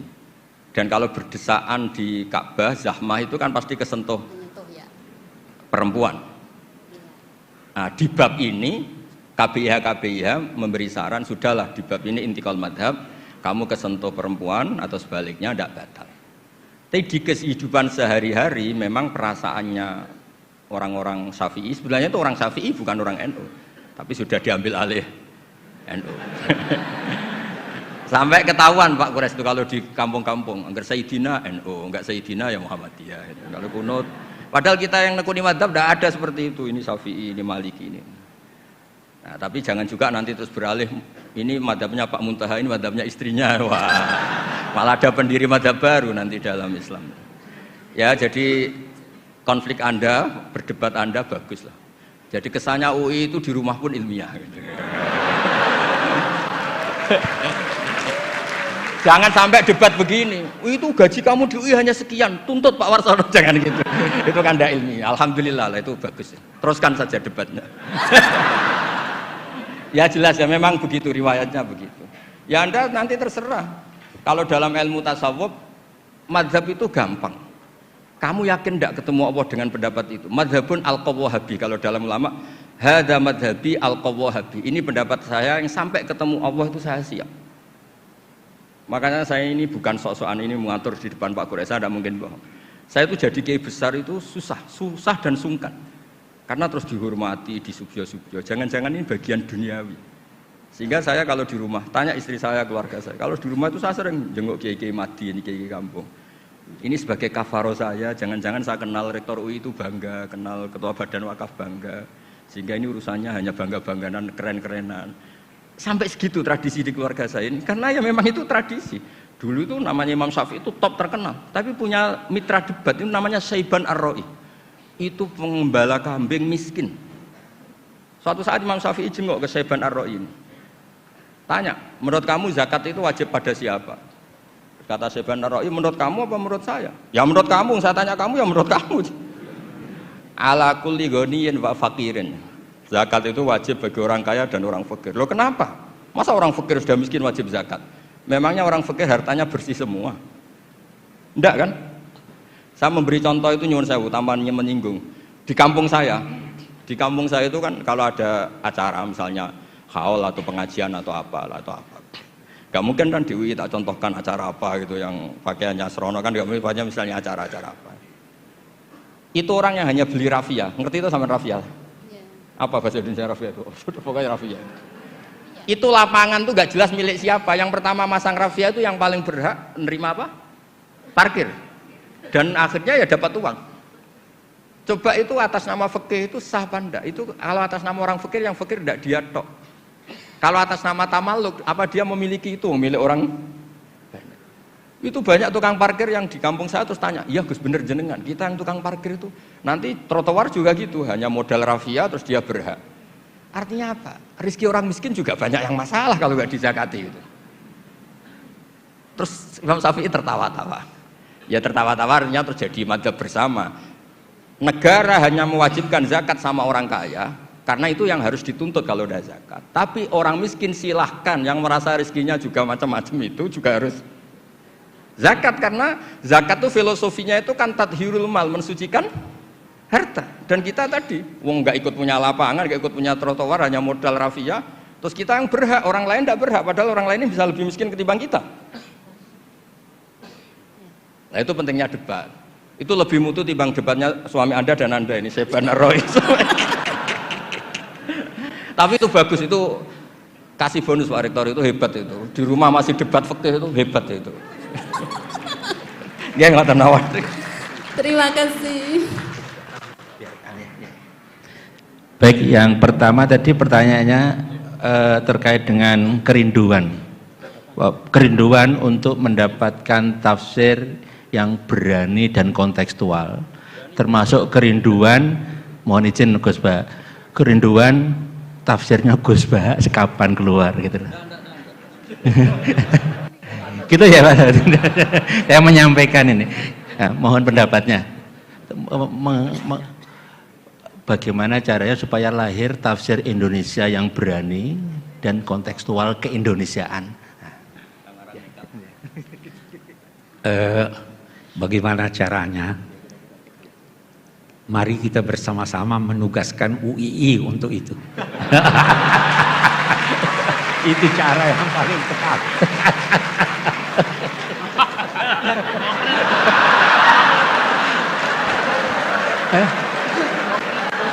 Singkat padat ini. Alhamdulillah ada Gus Bah di sini. Mangga Gus Bah. UI dan Baitul Quran Jakarta, ya, insya Allah. Ya. Ini pesan beliau yang kita ini saksinya semua, kita bareng-bareng ya, insya Allah. Pada saatnya mudah-mudahan bisa. Ya. Dan kita masih punya Gus Bah di sini, alhamdulillah. Ya. Baik, Bapak, kita buka lagi pertanyaan, satu dari putra, satu dari putri. Yang putra yang yang saya, ya sana satu, sayap sana satu yang berdiri pakai batik, yang putri yang pakai jilbab hitam paling pinggir, ya, pakai kacamata, baju pink. Kita mulai dari yang kiri, silakan sebutkan nama singkat padat, ya. Baik, a'udzubillahi minasyaitonirrajim. Assalamualaikum warahmatullahi wabarakatuh. Waalaikumsalam. Baiklah, perkenalkan nama saya Muhammad Zaki. Saya berasal dari UIN Sunan Kalijaga. Pertanyaan saya ialah, ini berkaitan juga tentang surah An-Nisa. Ya, ini surah An-Nisa ayat 3 dan surah An-Nisa ayat 129. Yang mana saya bacanya saya agak kurang paham, Pak. Jadi ayat 3-nya begini. Ayat 3-nya kan ini kan tentang poligami.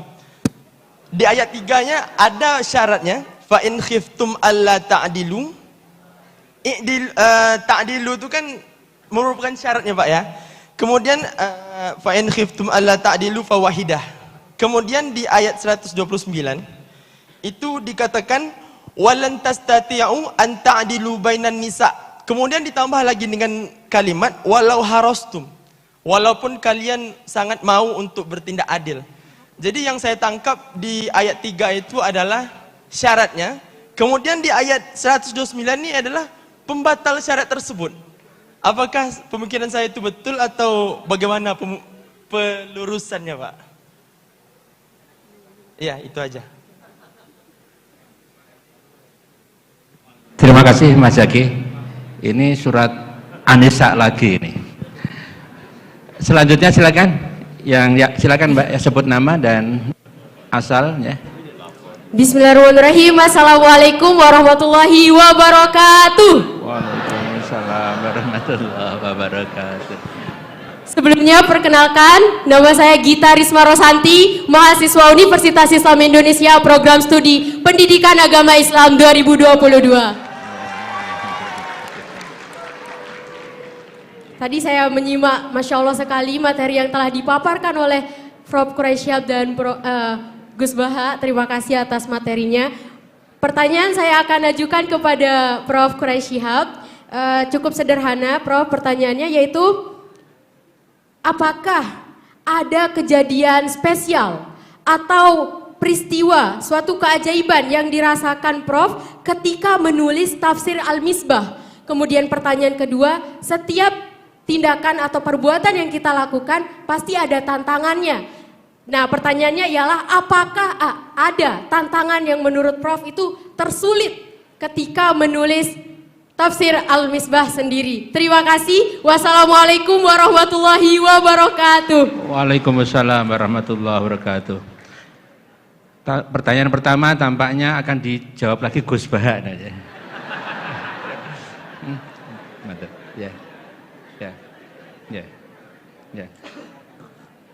Ya. Gus Baha, ini pertanyaan pertama surat An-Nisa lagi Gus Baha katanya. Ini terkait dengan tadi, kalau nggak bisa adil ya satu saja, nah, dan nggak bisa adil katanya gitu ya. Monggo Gus, ya. Monggo Gus. Ya, bismillahirrahmanirrahim. Tadi kata Ketua Badan Wakaf, dicoba aja kalau berani. Nanti kan tahu rasa piring terbang. Begini, hampir semua mufasir sepakat. Mungkin Anda yang kuliahnya nggak pernah belajar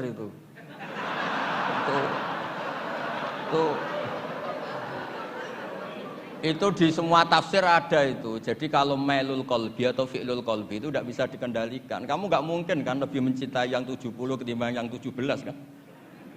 Secara jibilah watak kemanusiaan itu kan pasti mencintai yang lebih cantik, lebih muda, lebih loyal. Dan lebih belum tahu app kamu.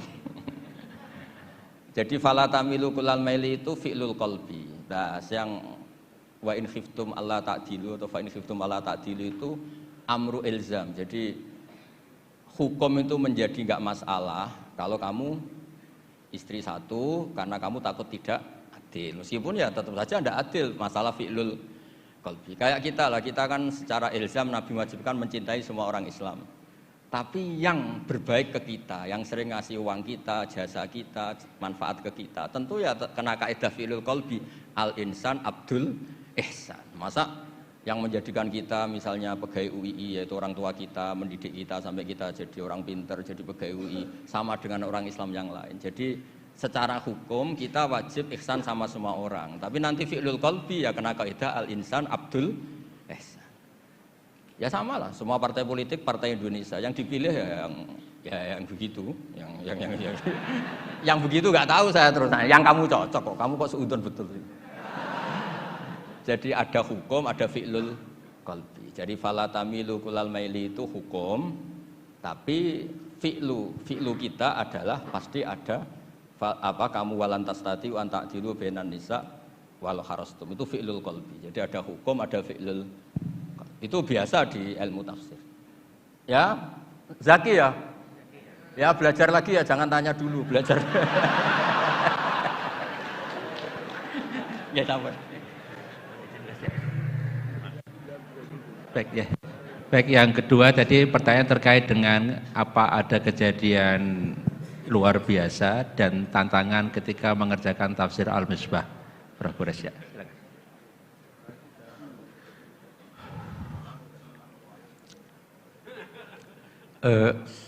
Saya yakin bahwa semua yang tulus ingin mempelajari Al-Quran pasti dipermudah oleh Tuhan, pasti. Itu kalau kita baca firman-Nya, apa itu? Bukan walaqad yassarnal Qur'ana lidzikri fahal min muddakir.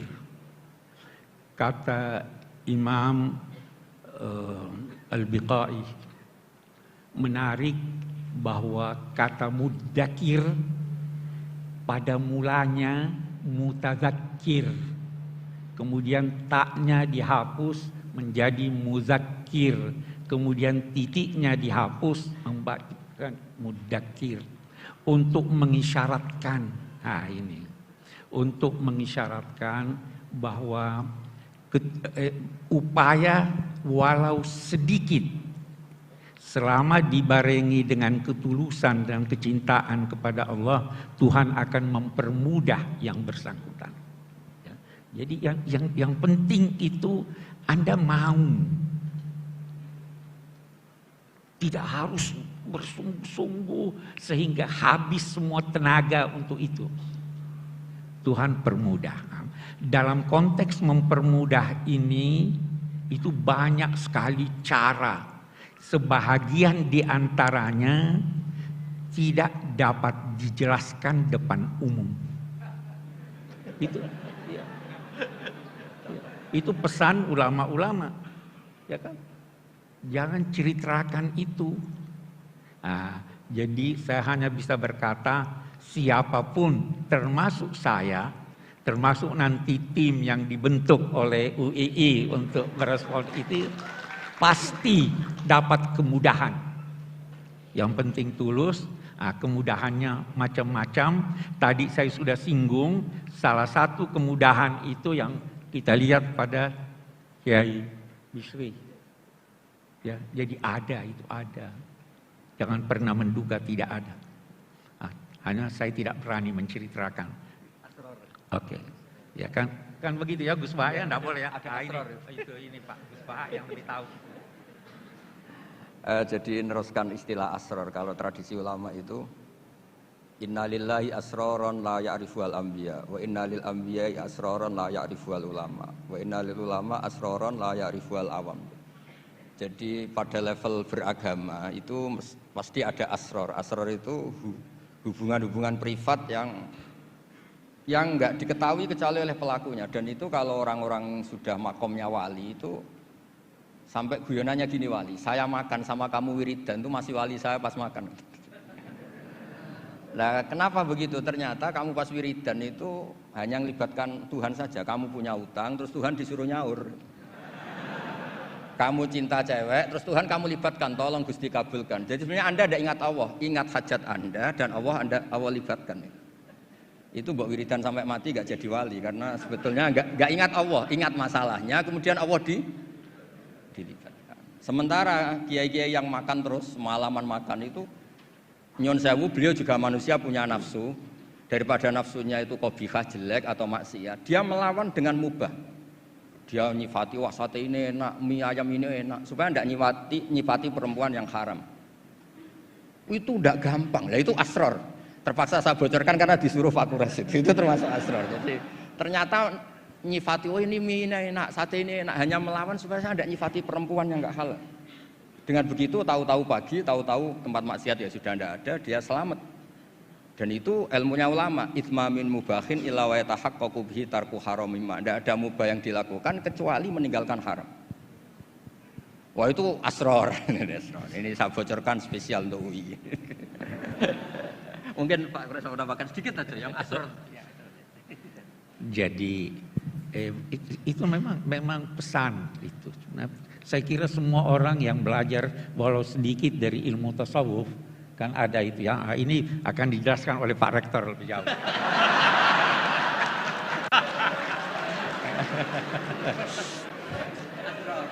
Susah jadi moderatornya ini. Karena asror tadi sesuatu yang privat. Nah, wawadi dalam artian yang positif. Jadi rahasia-rahasia yang tidak mudah untuk diungkapkan di ruang publik. Kira-kira seperti itu. Ibu Bapak, kita udah 1,5 jam lebih Nggak kerasa nje? Sama. Karena kita menikmati kajian, mendapatkan banyak masukan dan perspektif baru, pengayaan diri, inspirasi, dan tradisi pondok tidak ada yang nama moderator itu membuat kesimpulan. Nah, sehingga ini juga tidak ada kesimpulan. Silakan disimpulkan masing-masing dengan rasa bahagia, dan kita pungkasi sesi ini dengan membaca hamdalah. Alhamdulillahirabbil alamin.